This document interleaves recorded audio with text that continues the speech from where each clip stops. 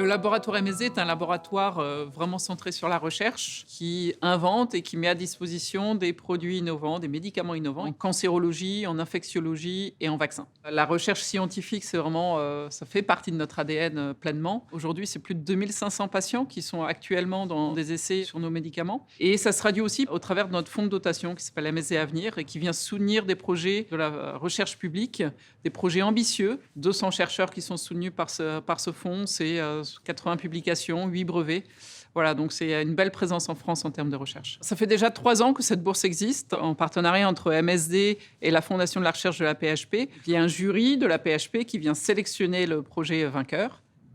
Et nous remettons une bourse de 50 000 € pour venir soutenir un projet de recherche en parcours de soins. Cette bourse vient illustrer notre engagement auprès des professionnels de santé et du corps paramédical aussi, qui font un travail formidable. La lauréate de cette année est Madame Emma Torres, qui travaille sur l'observance au traitement dans la tuberculose. D'un point de vue MSD, on est ravis que ce soit dans le monde de l'infectiologie parce que c'est vraiment un domaine qui nous tient à cœur. Je suis infirmière dans le service du professeur Karine Lacombe, où j'occupe le poste de coordinatrice d'un programme d'éducation thérapeutique validé pour les patients porteurs du VIH, la tuberculose, l'hépatite B et l'hépatite C. La tuberculose est une maladie de préoccupation de santé publique. On a constaté entre 2015 et 2017 une augmentation des cas avérés de 10% et de 23,4% sur la région parisienne. Le taux d'observance des traitements n'est que de 60%. Le taux d'observance étant finalement l'adhésion au traitement, la capacité des patients à respecter la prescription des traitements par le médecin, le suivi au long cours qui peuvent aller de 6 mois à 1 an.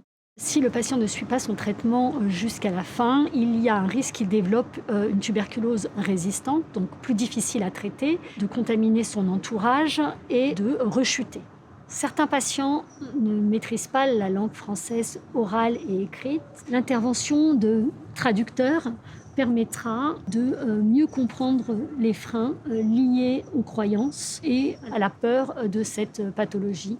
L'objectif de cette étude est la mise en place d'un programme transversal sur l'hôpital Saint-Antoine, donc dans d'autres services partenaires, ainsi qu'avec le SAMU social qui prend en charge les patients atteints de tuberculose, afin d'évaluer l'amélioration de cette adhésion au traitement. Ça prend en compte le patient dans sa globalité, donc la santé physique, psychologique, sociale, sexuelle et affective. On accompagne le patient pour qu'il puisse aller jusqu'au bout et lui permettre de devenir acteur de sa santé.